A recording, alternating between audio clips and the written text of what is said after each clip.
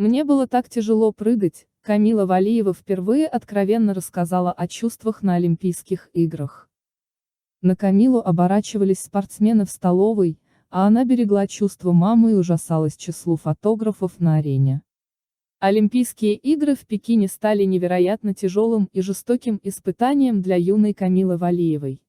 Давление, которому она подверглась после обнаружения у нее положительной допинг-пробы, взятой еще на чемпионате России 2022, легло невыносимой ношей на ее хрупкие плечи.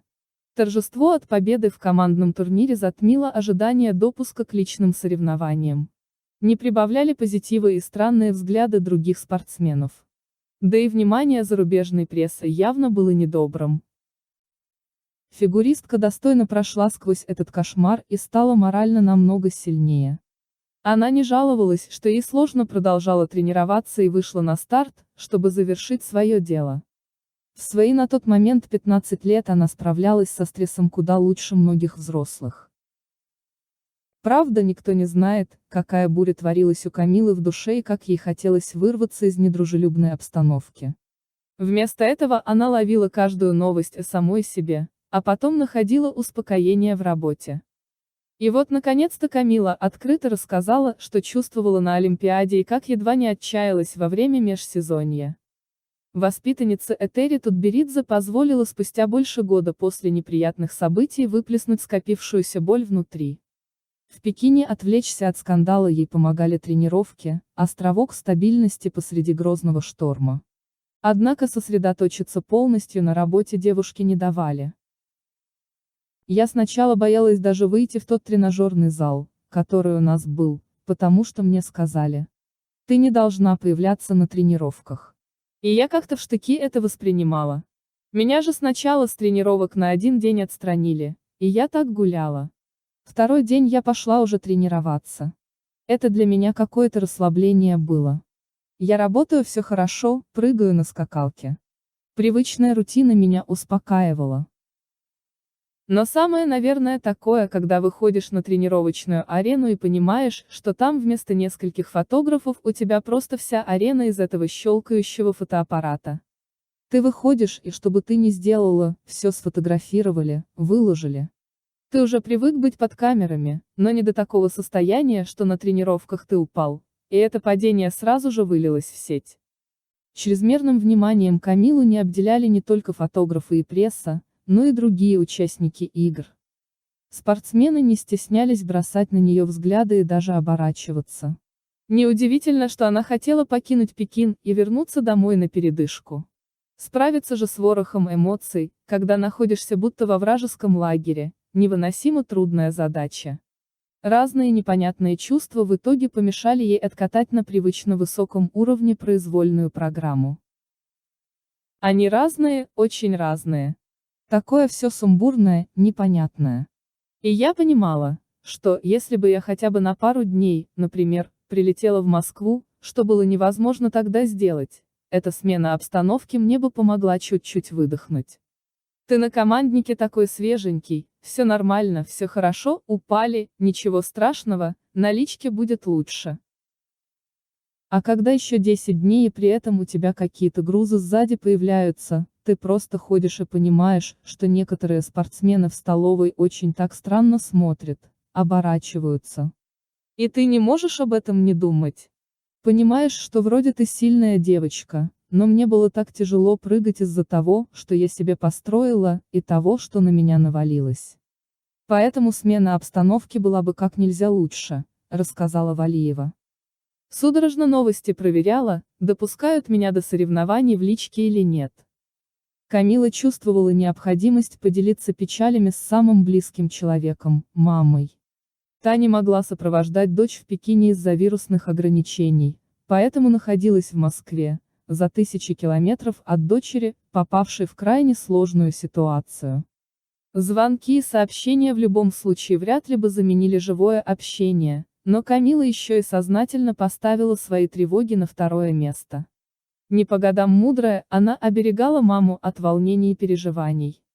Каждый раз думала, как и что говорить.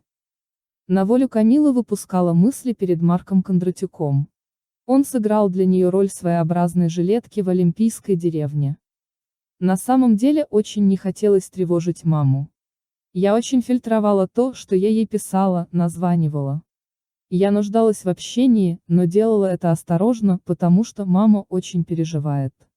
А в тот момент у меня самой столько переживаний, поэтому я так очень осторожно с ней общалась. По большей степени, скажем так, выговаривала все, что я вообще думаю о всей ситуации, Марку. Но самую большую поддержку все-таки старалась получить от мамы, но при этом осторожно к ней обращаться, поделилась Валиева. Абстрагироваться от потока негатива на Олимпиаде, пусть и не в полной мере, можно было за счет отказа от просмотра новостей.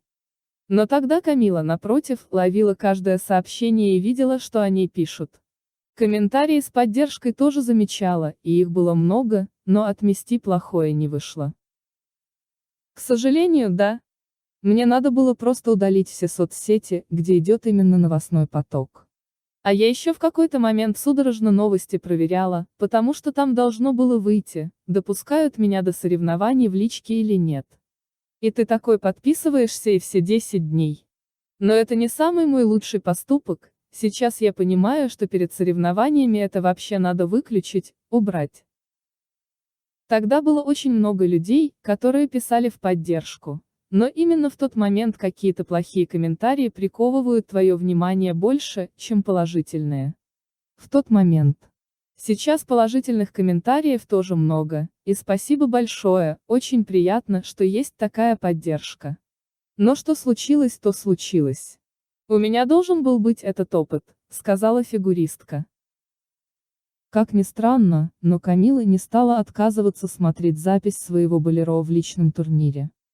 Анализировать ошибки с учетом обстоятельств, которые их определенно спровоцировали, не имеет смысла. Но фигуристка все равно решила заново пережить злополучную произвольную.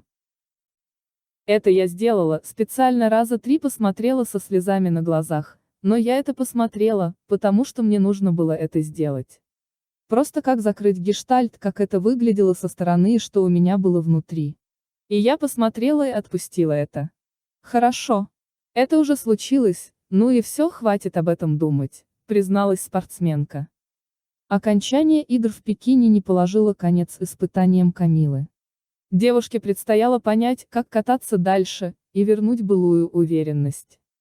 Не знаю почему, но после Олимпиады первые полгода я думала, что это будет невероятно сложно продолжить. То есть не думать обо всем, что пишут, что писали тогда, что говорили. И в принципе ты растешь, тело меняется, выходишь на тренировки после отдыха и понимаешь, что не можешь тройной прыжок собрать. Просто тройной тулуп, а его нет. Но со временем, когда ты потихоньку начинаешь восстанавливаться, ты выходишь на соревнования к зрителям, понимаешь, какая у тебя колоссальная поддержка не только внутри какого-то маленького количества людей, внутри тренерского штаба, внутри родителей, внутри друзей, но и снаружи. Что люди в тебя верят по-настоящему, хотят, чтобы ты катался. И приходит сразу же вдохновение. И желание приходит.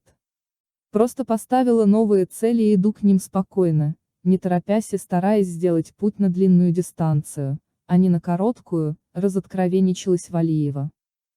Вопрос о продолжении карьеры действительно маячил перед Камилой какое-то время. Желание все бросить особенно крепко проявлялось в межсезонье и начале сезона, но олимпийская чемпионка не позволила ему себя захватить. Это скорее начало этого сезона, где-то с июля по сентябрь-октябрь. Такое непонятное ощущение, когда ты работаешь, делаешь все, насколько ты можешь в данный момент, а получается так, что этого вообще недостаточно. Ты не можешь даже выйти на тот уровень, который был у тебя в юниорах. А ты сделал все возможное. В этот момент опускаются руки. Но нужно как-то себя настроить продолжить, потому что все равно через какое-то время это проходит. Вливаешься в тренировочный процесс, объяснила Валиева.